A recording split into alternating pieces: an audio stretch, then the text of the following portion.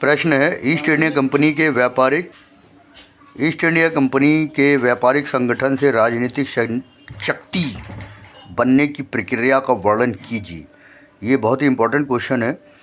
और 31 दिसंबर 1600 ईडी में शाही चार्टर के तहत स्थापित ईस्ट इंडिया कंपनी एक व्यापारिक संस्था थी। 18वीं शताब्दी में मुगल शक्ति के पतन और भारतीय राज्यों की आपसी प्रतिद्वंद्विता का लाभ उठाकर कंपनी राजनीतिक शक्ति बन गई। ये व्यापार, कूटनीति, सैन्य हस्तक्षेप तथा राजस्व नियंत्रण की क्रमिक प्रक्रिया थी।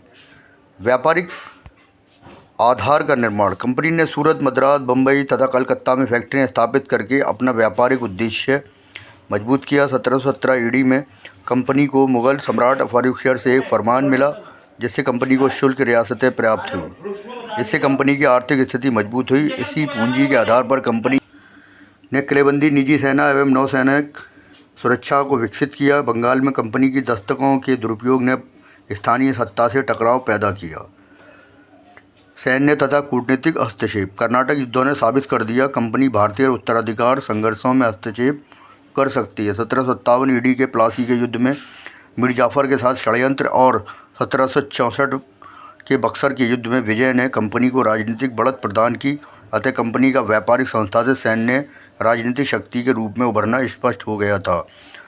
अगला पॉइंट है, राजस्व से शासन तक। 1757 ईडी में प्लासी की विजय और 1764 में बक्सर विजय के बाद कंपनी ने 1765 में इलाहाबाद की संधि के बाद बंगाल, बिहार, उड़ीसा की दीवानी प्राप्त हुई। इस सफलता के बाद कंपनी की सेना का खर्च भारतीय राजस्व से होने लगा था। अतः कंपनी व्यापारिक लाभ से राजस्व अधिकार और राजस्व अधिकार से राजसत्ता की ये प्रक्रिया औपनिवेशिक शासन की नींव बनी।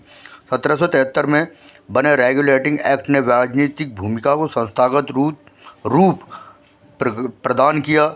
स्पष्ट रूप से ईस्ट इंडिया कंपनी का राजनीतिक उदय केवल सैन्य विजय का परिणाम नहीं था, बल्कि ये तो आर्थिक हितों की राजनीतिक संस्थानीकरण का परिणाम था।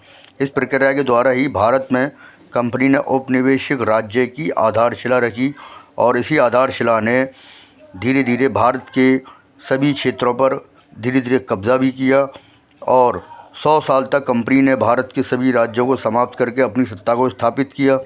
और इसका अंत 1857 की क्रांति में मंगल पांडे के विद्रोह या विरोध के कारण स्टार्ट हुआ और धीरे धीरे भारत ने 90 वर्षों के संघर्ष के बाद 15 अगस्त 1947